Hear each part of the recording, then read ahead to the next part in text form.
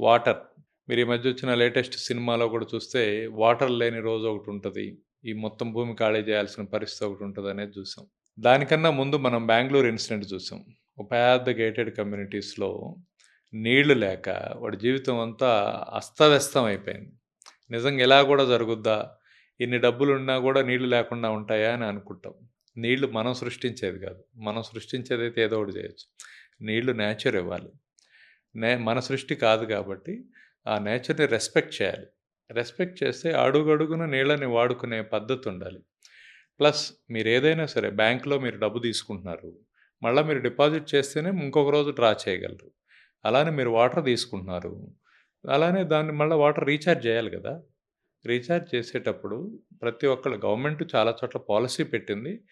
చాలామంది ఆ policy approve అవ్వడం కోసం తాత్కాలికంగా చేస్తున్నారు గానీ, కొంచెం కాన్షియస్‌గా చేసుకుంటే, ఒక సంవత్సరంలో పడిన యావరేజ్ వాటర్ ఏదైతే రెయిన్ వాటర్ ఏదైతే ఉందో, దాన్నంతా మనం స్టోర్ చేసుకొని, లేదా గ్రౌండ్‌లోకి ఇంకేటట్టు చేయడం. ఒకటి స్టోర్ చేసుకొని వాడుకోవడం.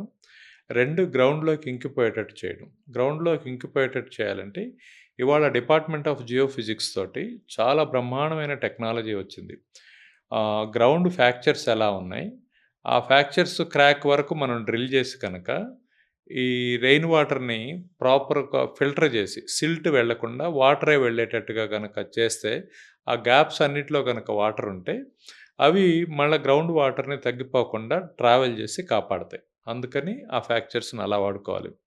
రెండోది మనమే గ్రౌ రెయిన్ వాటర్‌ని హార్వెస్ట్ చేసి పెట్టుకుంటే, కొన్ని రోజుల పాటు గ్రౌండ్ వాటర్‌ని డ్రా చేసే పని లేకుండా ఉంటుంది. ఇది చాలా కాన్షియస్‌లో జరగాలి. అలానే అంటే ఒక చిన్న ఏరియాలో ఒక 2 ఎకరాల్లో, 3 ఎకరాల్లో, 10 ఎకరాల్లో వేల కుటుంబాలొచ్చే పరిస్థితొచ్చింది. వాళ్ళంతా హై రైజ్డ్ ఇది కాబట్టి. కొన్ని వేల కుటుంబాలు, వందల కుటుంబాలు ఒక చిన్న ఏరియాలో ఉంటుంది. అక్కడ అక్కడ కొంత గ్రౌండ్ వాటరు అదంతా డ్రా చేస్తారు. 2 ఎక్కడి నుంచో ట్రావెల్ చేసి రివర్స్ నుంచి వాటర్ అక్కడి దాకా రావాలి కాబట్టి, వీటిల్లో గూడా కొంత కాన్షియస్‌నెస్ ఏదైతే ఇవి పెట్టుకుంటున్నారో గ్యాస్‌కి మీటర్ పెట్టుకొని ఇది ఇంతని చెప్పేసి పే చేస్తున్నారు. అలానే వాటర్ మీటర్స్ కూడా ప్రాపర్‌గా పెట్టుకుంటే ఏంటంటే, వాళ్ళు వాడే విధానం మారుతది కొంచెం. అంటే వీడు షవర్ చేస్తున్నాము, మనం ఏదో ఆనందంలో ఉన్నామని ఎంతసేపు ఉన్నా చేయడం కన్నా, అలానే బాత్ టబ్ ఉంది. దాన్ని మొత్తం నింపేసి వదిలేయడం కన్నా, అలానే ఫ్లష్ ఉంది. దానిలో 2 రకాల సింబల్స్ ఉంటాయి. ఒకటి చిన్నది, ఒకటి పెద్దది. కానీ always everyone wants bigger one. So, దాన్ని అలాగా కొంతమంది రోడ్లు కడుగుతా ఉంటారు అనవసరంగా. అంటే పని వాళ్ళకి ఎవరో చెబుతాడు. వాడు పైప్ పెట్టేసి వాడేదో ఫోన్ మాట్లాడుకుంటూ రోడ్డంతా కడుగుతుంటాడు. అలానే చెట్లకు గూడా దానికి ఎంత వాటర్ ఇవ్వాలో తెలియకుండా ఉంది కాబట్టని చేసేస్తా ఉంటారు. అలానే స్విమ్మింగ్ పూల్స్ గూడా. ఆ సైక్లింగ్ ప్రాసెస్ ఎలా ఉండాలనే దానిలో గూడా. ఇలాంటి చిన్న చిన్న విషయాల్లో కేర్ తీసుకుంటూ హార్వెస్టింగు, కలెక్షను ఏ స్థాయిలో అయినా చేయొచ్చు. ఒకటి వర్షపు నీళ్ళని ఒడిసిపట్టుకోవడం. 2 చిన్న చిన్న స్థాయిలో ఈవెన్ గవర్నమెంట్ స్థాయిలో గూడా రోడ్డు మీద ఎళ్ళేటప్పుడు గూడా కొన్ని ఫ్రాక్చర్ జోన్స్‌ని, కొన్ని క్రాక్స్‌ని ఐడెంటిఫై జేసి, ఆ వర్షపు నీళ్లు ప్రాపర్ ఫిల్టరేషన్‌తో ఇంకేలాగా చేసుకోవచ్చు. ఆ చేసుకోవడం ద్వారా గ్రౌండ్ వాటర్ అవైలబిలిటీ లైవ్‌గా ఉంటుంది. అలానే ఈవెన్ చిన్న చిన్న కాలనీస్ గానీ, పూరి గుడిసెలు గానీ, చిన్న బస్తీలు గానీ, ఎవ్రీవేర్ మన కళ్ళ ముందే నీళ్లు విపరీతంగా పడి ఇవాళ ఏంటంటే వర్షం గూడా ఏంటంటే ఆహ్, రే ఒక్కొక్కసారి బ్లాస్ట్ అయినట్టుగా విపరీతంగా పడిపోతా ఉంటది.